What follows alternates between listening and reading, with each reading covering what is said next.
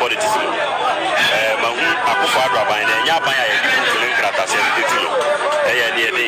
And you can never go into election with the idea they were brown shorties. The no experience in a brown marble swami for paying or constituency. And I made me advice up at the branch for maybe you organize up the constituency. It's me no military mabuno. Umunayana party for no mutabi munyapa. The are taking a decision with my youth to say this time maybe baby I am. Well, the only way a party needs to meet their survival constituency. And politics, the political party will get power. Power no say I'm famran to who say this a wiki free Bible and Sunday a day. I find your name also the song. I go for the Munipa 8 president. At the end, a bayan and I say, I say, Swami. So, yes, you Munipa, you look around, I say, Bema, NDC, your mama, but the power. I was a hard. So, maybe policy, no. I mean, Mammy Mabuno, branch to organize it. They say, when you are going, you should prepare yourself. Wow, but men found the NDC in the MPP Nibio baby and Sabana would be Bono. I'm a party now in the power. So, two number two abono, I'm a NDC about power to Bono. Because I go for a Chirama who say, you can kill for power. So, I kill for power. Yeah, ready. You see, so what is a cow, a Dominua? We are doing it and we are going to practice it. Yeah, ever ready. Because we had the lives of national executives, you or Muna, or Musha in Grand say we should do that. Well, indeed, how we as a journey, Muma will be paid. 2020 election, move a situation whereby we will be prepared to two bottom water from. It is a maybe number. Mamma, when I say Libya, the Bush are popular with very few. Now the Bobby Kuya, Papa. So we are and may advise NDC Nima, but we are saying 2024 election. Say, do Babina to Kumunipana when you kuno. Say, do Babina Bonipa to Nawenia. Sabana with a bottle and the power of the player. Bacho Chairman Marco Pema, who's Rabasu.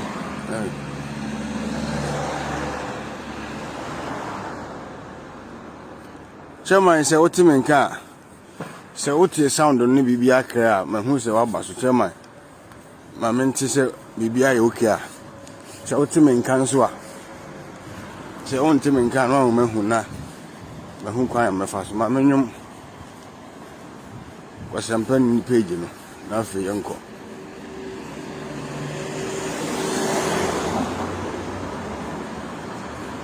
Hey, Abuja for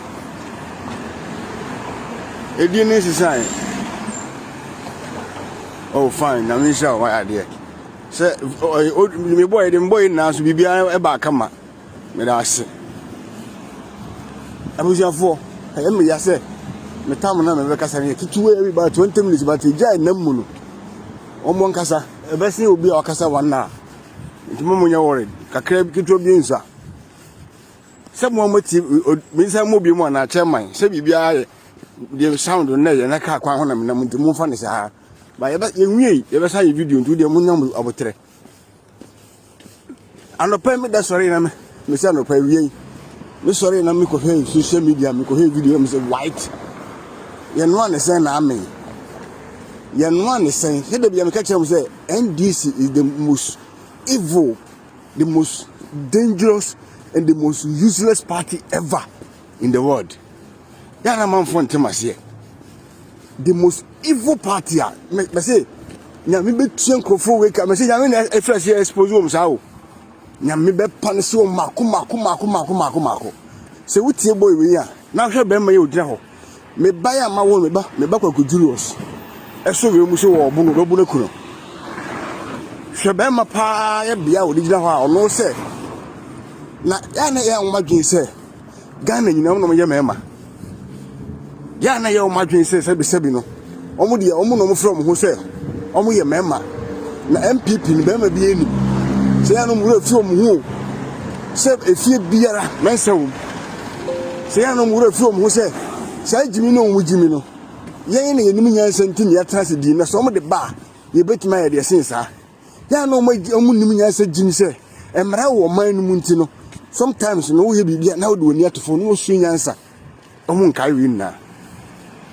Na as a political party na ba bia me de bia me kase enti ko je opon kroma honorable extra owusunum ne if say aban lawyer panifu case be sisabri yenim dia kosie aye police case of some of case na aye police case ye wa ha ana man 40 radio station TV station every day and I say akufo do kunipa enti montimi isi nkofo amumfa evidence metre say enipa sumasi wo wuye no akufo na bo pa ne enim ne egira ha ye hu se on no suma ese nkokunipa na yina ye mfa nigeri o sebo en suppose so NDC for alade ana nipa obeka asa asem wuye no watimi approve ma enum guase kan ne ba betra haka maka mono atum jobi na musisi honom ana mo gisika hum na edi waban na nsem ana montimi ntuo na mo bia e ka so munyawo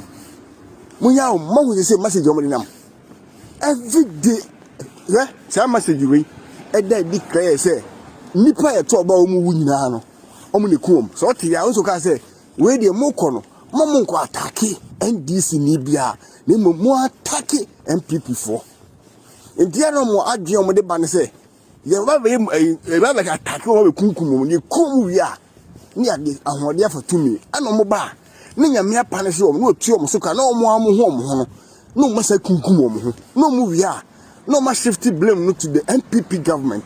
There is nowhere in the world that you better oba na ni party no to we need power no ese me mo masa kunipa for happiness na aba ono na from no o jubilate no asan kunipa for jubilation what be that and this NDC pe ana o mutimi kasa asim we na sa tonkrofo twim na kojo ponkoma ne aban lawyer pani ne mo amuka bi ebe mo di nachi no mo di nachi saa ye hu faso di bia o man no enya wo so nisika mo gidie ye hu atese saa dia ba mu we abeye no serious allegation wasenka by this time ke senka police achi no ana we nyesi ye achi na ko busina no asem asen ja no mo chi no mo ko to no asem no mo sen ja no betra se ya no mu refi o mu hu se efie biara mensewo se ya no mu refi o mu se sai jimi no mu jimi no yen ne yenim nyansa nti ya trase di na so mo de ba ye betima ya de sensa ya no mo nim nyansa jimi se emra wo man no mu nti no sometimes no we bibia na wo de oni atofo no so nyansa o mu nkai wi na as a political party na ba bia me de bia me kase enti ko jo pon kroma honorable extra owusunum ne if say aban lawyer panifo again na mo ye pa o Ghana mama is so disappointed of especially ko jopon na say mo ko lawyer law course mo ko practice ye no ye hu fa so bia mo de bo ban no aban lawyer pani ye hu fa so bia bo so a wo gisike hu ne dikeke yes me ba mo so bi because ye hu say bosun eni ko say kitia mo ka be bosun be isia because ye hu fa so bia mo di aban ku for the ban no aban dem say on there edu ba bia ono ayi forgiveness ntino na bra bon sa na be